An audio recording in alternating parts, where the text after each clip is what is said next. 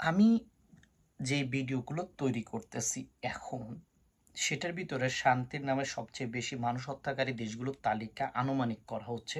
সেই আনুমানিকের ভিতরে এটা আমার কোনো বক্তৃতা না, এটা বেসিক্যালি চ্যাটজিপিটি থেকে আমি জিজ্ঞেস করছি। ওর সাথে আমার ভালো একটা সম্পর্ক হয়েছে, ও আমার খুব ভালো বন্ধু। সো এই বন্ধু আমাকে যে উত্তরটা দিছে সেই উত্তর শুনে আপনার কাছে কেমন মনে হয় শুনে। আচ্ছা আসেন, আমরা যদি লক্ষ্য করি যুক্তরাষ্ট্র, যাকে বলা হয় ইউএস, সে কত মানুষ মারছে এই পর্যন্ত। হ্যাঁ, আসেন আমরা একটা মোট জায়গায় আনতে চাই। সেটা হলো কোথায় কিভাবে মারছে। হিরোশিমা, নাগাসাকি 2 লক্ষ আর 2,20,000 মানুষ মারছে। ভিয়েতনামে 30 লক্ষ প্লাস মারছে। কোরিয়াতে 10 লক্ষ প্লাস মারছে কোরিয়া যুদ্ধতে, এবং ইরাক যুদ্ধতে 5 লক্ষ প্লাস মানুষ মারছে। আফগান যুদ্ধতে 1,70,000 প্লাস মানুষ মারছে। এবং সিরিয়া এবং সিরিয়াতে ড্রোন স্ট্রাইক, এবং পাকিস্তান, ইয়ামেন, লিবিয়া হাজার হাজার মানুষ মারছে। ওকে, এটা তারা বলতেছে মিনিমাম 1 কোটি 1 কোটি মানুষ মাইরা লাইছে তারা। Okay fine, first. আচ্ছা, রাশিয়া, সোভিয়েত ইউনিয়ন, এটাকে কত মানুষ মারছে সেটা আমরা যদি একটু জানতে চাই। মোট সংখ্যা 20 থেকে 25 লক্ষ মানুষ মারছে। কোথায় মারছে? আফগানিস্তানে মারছে 1979 থেকে 1989 সাল থেকে পর্যন্ত মানুষ মারছে। আর বাংলাদেশে তো প্রতিদিনই দ্বন্দ্ব হয়, প্রতিদিনই মানুষ মরে। মানে যারা স্বাধীনতা চায় তারাই মানুষ মারে মারে। ক্ষমতাশীল রাষ্ট্রগুলোই, ক্ষমতাশীল ব্যক্তিগুলো মানুষ মারে, এটাই প্রমাণিত।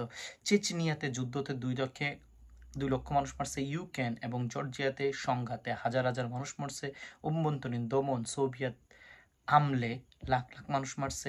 যুক্তরাজ্য যুক্তরাজ্য মানে ইউনাইটেড কিংডম, জিবি বলা হয়, মোট 3 থেকে 5 কোটি মানে 30 থেকে 50 মিলিয়ন, হ্যাঁ, দীর্ঘ ঔপনিবেশিক শাসনের ফলে কোথায় কিভাবে মানুষ মারছে সেটা আমরা দেখব।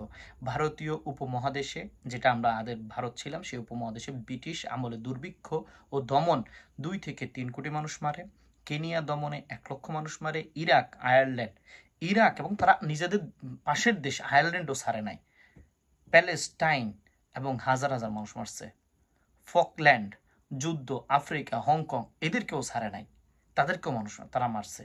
মানে শান্তির কথা বলে, শুধুমাত্র শান্তি। চীন 4 থেকে 60 লক্ষ মানুষ মারছে, মানে রাষ্ট্রীয় দমন নীতি এবং মানবাধিকার লঙ্ঘনের জন্য। ভিয়েতনামে স্কোয়ার হাজার হাজার। উইঘুর মুসলিম নির্যাতনে নিহত সংখ্যার লক্ষাধিক। তিব্বত, হংকং, ফালুন গং আন্দোলনে হাজার হাজার মানুষ মারছে। বুঝেন আপনি, মানুষ মারার ভিতরে তারা মানে শ্রেষ্ঠ। আচ্ছা, ফ্রান্সকে আমরা দেখি আজকে সভ্যতার একটা চাবিকাঠি, আমরা বাঙালিরা সবাই পছন্দ করি, বাট আমিও পছন্দ করি, বাট এটা ইতিহাস দেখে বলা আর কি। এখন হয়তো তারা মানুষকে তেমন মারেন না, বা তারা মানুষ মারতে কি পছন্দ করে কি করে না এটা তাদের পার্সোনাল ব্যাপার, বাট ইতিহাস যেটা বলে সেটাই। ফ্রান্স, আল জাজিরা স্বাধীনতায় 5 লক্ষ মানুষ মেরে ফেলছে 1955 থেকে 1962 পর্যন্ত। ভিয়েতনামে হাজার হাজার মানুষ মারছে। আফ্রিকান উপনিবেশগুলোতে রুয়ান্ডা, মালি অ্যান্ড বেনিন হাজার হাজার মানুষ মেরে লাগছে। ইসরায়েল মানে গাজাতে নিহত করতেছে, ঠিক আছে, 2008 সাল, 2014 সাল, 2021 সাল হাজার হাজার। তারপর পশ্চিম তীর, লেবানন, ফিলিস্তিন ধারাবাহিক হামলা চালায় 2024 এবং 2023-24, শুধু মানে গাজায় হামলায় করে 35,000 এবং 70% নারী শিশু মানুষ মারে ফেলে।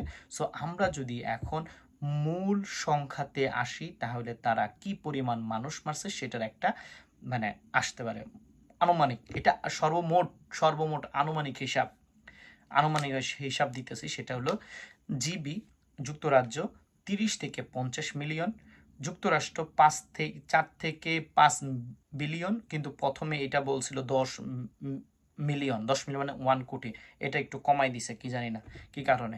রাশিয়াও মারছে 2 থেকে 5 মিলিয়ন। চীন মারছে 4 থেকে 6 লক্ষ, এবং ফ্রান্স মারছে 8 মিলিয়ন, অলমোস্ট 8 মিলিয়ন। হ্যাঁ, তারপরে ইসরায়েল মারছে 2 থেকে 1 লক্ষ মানুষ।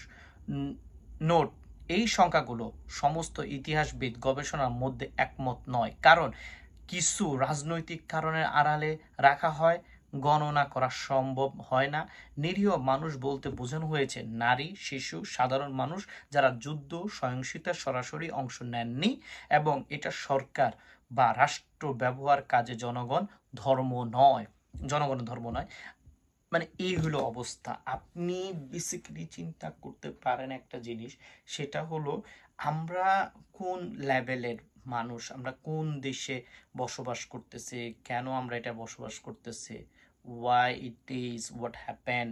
মানে আমাদের এই ইতিহাস কিন্তু জানা দরকার। সো চ্যাট জিপিটি আছে, আপনি এটা জানেন, আপনার জানতে কোনো সমস্যা নাই। আপনি আওয়ামী লীগ সম্পর্কে জানেন, বিএনপি সম্পর্কে জানেন, তার কাছে সব আছে, আপনি জানেন। আপনি এগুলা অবশ্যই জানা দরকার। এটা সাহসটা অবশ্যই থাকতে হয়। কিনা আমি একটা কথা আপনাকে বারবার বলে যাচ্ছি, সেটা হলো বেসিক্যালি হলো আপনি সাহসী, এটাই পদক্ষেপ। সো আমি এই কোশ্চেনগুলা কোথায় বসে করতেছি এটা আপনারা অনেকেই জানেন, বাট তারপরও আমি এগুলা করতেছি কারণ আমার জানতে হবে আমরা কি আসলে শান্তি চাই, নাকি শান্তির নামে আমরা মানুষ মারতে চাই। সো এটা প্রশ্ন আপনার কাছে রইল। আর আমি তো অলরেডি ওদেরকে প্রশ্ন করতেছি, ওরা এটা করে মানে আহ, আসলেই জানে।